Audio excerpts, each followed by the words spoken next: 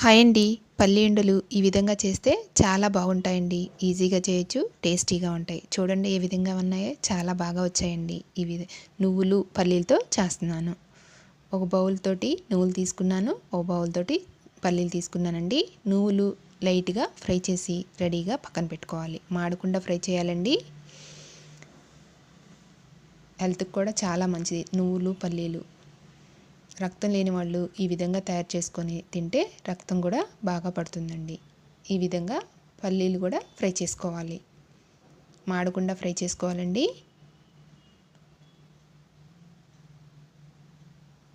ఇప్పుడు పల్లీలు ఫ్రై అయ్యో లేదో పల్లీలు తీసుకొని ఇలా నలిపితే పొట్టు ఊడాలండి. అప్పుడు ఫ్రై అయినట్టు ఈ విధంగా చూసుకోవాలి.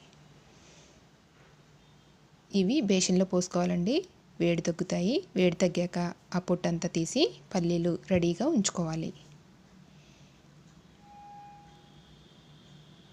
ఈ విధంగా పొట్టంతా తీయాలండి.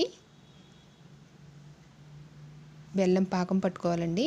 ఏ బౌల్తో అయితే పల్లీలు తీసుకున్నామో అదే బౌల్ తోటి బెల్లం తీసుకున్నానండి. 3/4 కప్పు తీసుకున్నాను. కొంచెం వాటర్ పోసుకోవాలి. వాటర్ పోసుకొని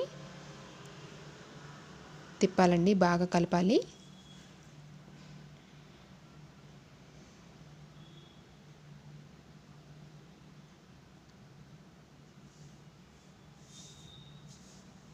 ఇప్పుడు బేషన్లకి కొంచెం ఆయిల్ కానీ నెయ్యి కానీ రాసి రెడీగా ఉంచుకోవాలండి. పాకం అందుట్లో పోసాక మనం ఉండలు చేయడానికైనా ఈజీగా వస్తుంది. పట్టీలాగా తీయటానికైనా ఈజీగా వస్తుంది. ఈ విధంగా పాకం వచ్చిందో రాలేదో వాటర్లో వేసి చూసుకోవాలి. ఈ విధంగా చేతిలోకి వచ్చి ఉండలాగా అలా అవ్వాలండి. అప్పుడు పాకం వచ్చినట్లు. ఇప్పుడు నువ్వులు పోసి కలుపుకోవాలి.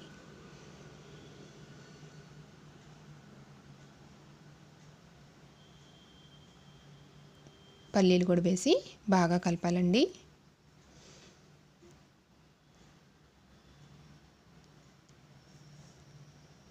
కావాల్సిన వాళ్ళు యాలకుల పొడి కూడా వేసుకోవచ్చండి. నేను వేయలేదు. ఫ్లేవర్ బాగుంటుంది. ఈ విధంగా కలిపాక ఆయిల్ రాసిన ప్లేట్లో పోసుకోవాలి.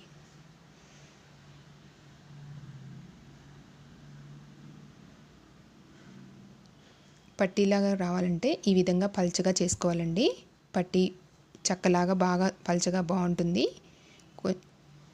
వేడి తగ్గాక కొంచెం వేడి మీద ఉన్నప్పుడు ఉండలు చేసుకోవాలండి. బాగా వేడి మీద ఉన్నప్పుడు చేయి పెట్టామనుకోండి అతుక్కుపోయి కాలుతుందండి. జాగ్రత్తగా చేయాలి. ఈ విధంగా ఉండలన్నీ రెడీ చేసుకోవాలి. చాలా బాగుంటాయండి. చాలా టేస్టీగా ఉంటాయి. నచ్చితే లైక్ చేయండి, షేర్ చేయండి, సబ్స్క్రైబ్ చేయండి, కామెంట్ చేయండి. ఈ విధంగా పల్లి ఉండలన్నీ రెడీ చేసుకోవాలి.